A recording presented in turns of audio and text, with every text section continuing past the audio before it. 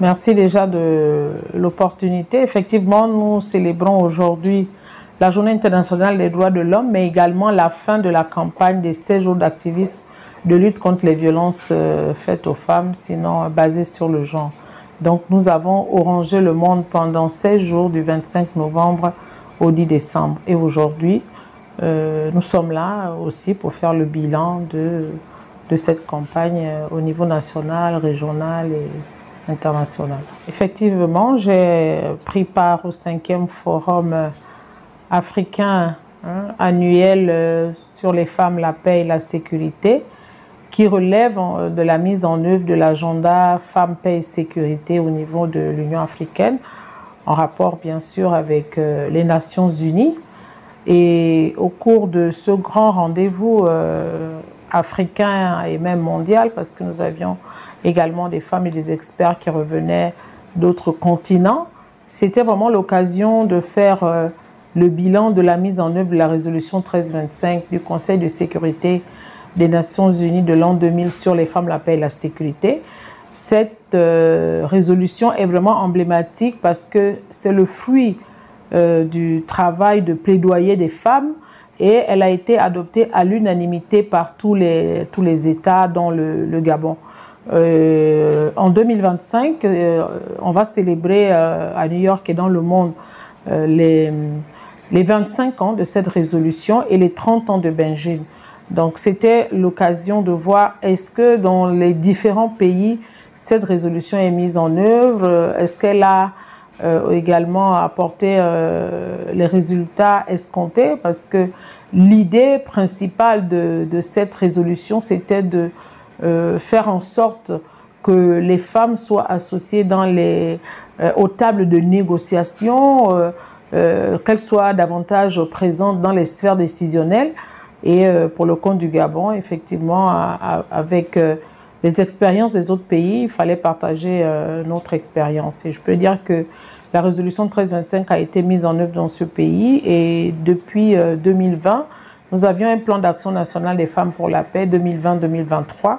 Malheureusement, il n'a pas été mis en œuvre tout simplement parce qu'il y a eu en partie Covid et malheureusement, il n'y a pas eu une véritable appropriation de la part des plus hautes autorités qui s'étaient pourtant engagées et nous n'avions pas pu mettre en place le comité de coordination qui devrait conduire la mise en œuvre de ce plan d'action. Qu'à cela ne tienne, il faut dire que les femmes gabonaises, depuis le début de la transition, puisqu'elles avaient travaillé avant le coup de libération sur le pilier de la prévention, parce que la résolution 1325 a ces 4 piliers, la prévention, la protection, la participation des femmes et le relèvement en cas de conflit. Donc nous avions travaillé pendant longtemps sur le pilier de la prévention pour promouvoir la culture de la paix, pour parler également de la participation. C'est de là aussi que nous avions formulé des plaidoyers pour qu'il y ait ce quota de 30%. Et à l'issue du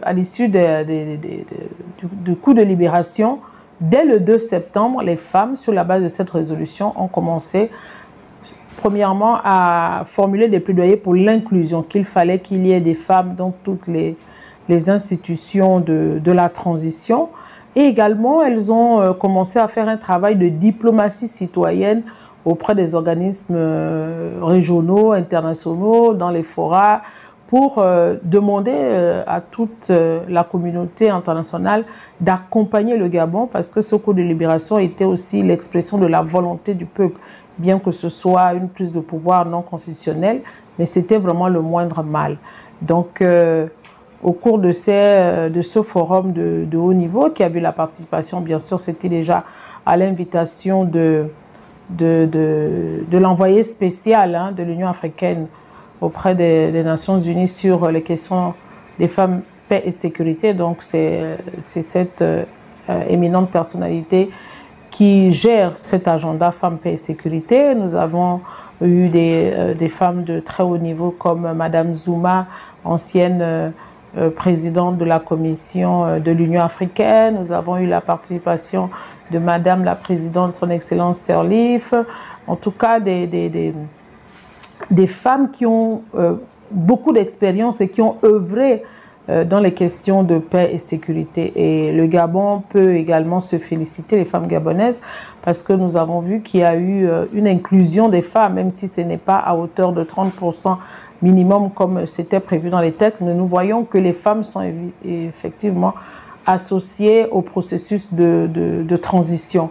Donc nous avons partagé cette expérience, nous avons également appris les expériences des autres, et ce que je peux retenir, c'est et les conseils qui nous ont été donnés, c'était de nous rappeler, hein, surtout pour ces pionnières, que pour la nouvelle génération que nous représentons et celle qui vient après nous, nous ne devons pas reculer devant l'importance de nous faire entendre sur les questions de paix et sécurité, parce que les éléments structurels des conflits aujourd'hui, c'est la pauvreté, c'est le chômage, c'est le non-accès aux services sociaux de base, et ce sont les femmes qui sont les plus concernées.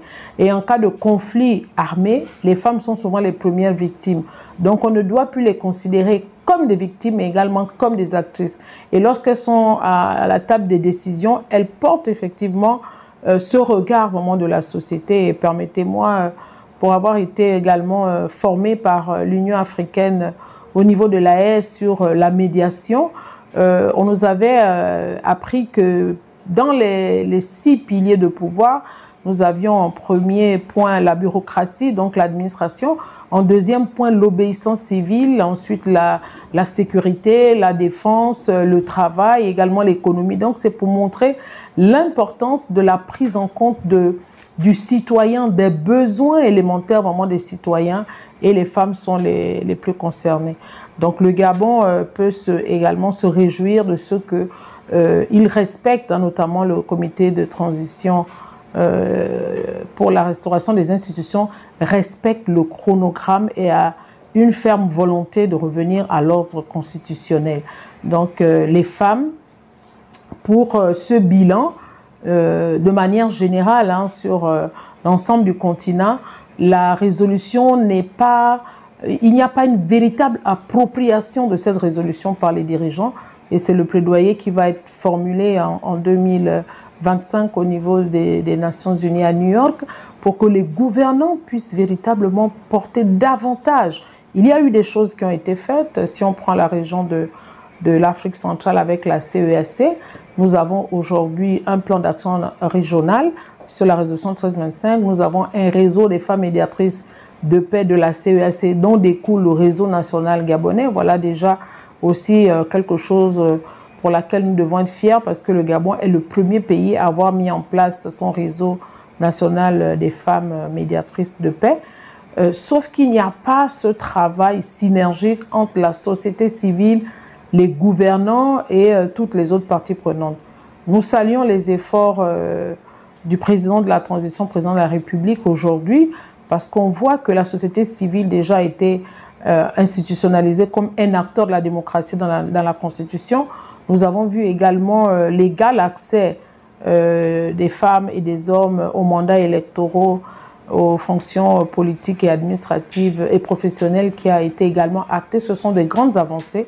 Et permettez-moi c'est l'occasion également pour moi de préciser que dans les réformes en cours, notamment du code électoral, nous souhaiterions voir l'inclusion des femmes actées, que ce soit dans les commissions, que ce soit en fait dans tout le dispositif du code électoral, dans les réformes des partis.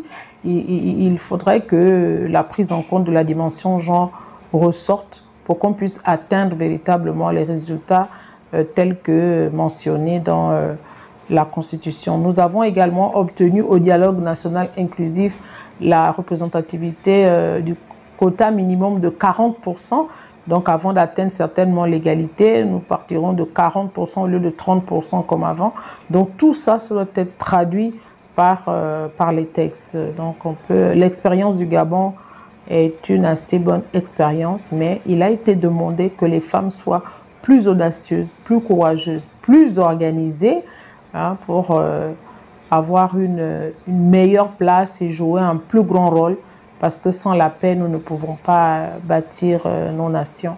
Et la transition du Gabon, c'est une opportunité pour les femmes, c'est aussi une menace. Donc c'est aux femmes de prendre conscience de ce qu'elles doivent amplifier leur voix. Et je peux vous dire que lors de la deuxième assemblée générale du réseau des femmes médiatrices de paix de la CEAC à Malabo, parce qu'avant l'Union africaine, nous étions à Malabo, nous avons eu un satisfecit de la part des autres femmes qui ont trouvé que le président de la transition gabonaise faisait preuve d'écoute active et que l'inclusion progressive des femmes dans toutes les institutions ou dans tous les processus, et je peux dire que nous avons comme présidente depuis que ce soit au dialogue national inclusif, au Conseil constitutionnel et là maintenant à la rédaction du projet de loi électorale, c'est une femme qui est à la tête. Donc tout ça, ce sont des signaux forts pour montrer qu'il y a une place importante qui est accordée aux femmes. Mais les femmes elles-mêmes, et c'est ce qui nous a été demandé, doivent s'engager davantage dans les sphères politiques, s'engager davantage dans ces causes de paix et sécurité parce qu'elles sont les premières à être menacées.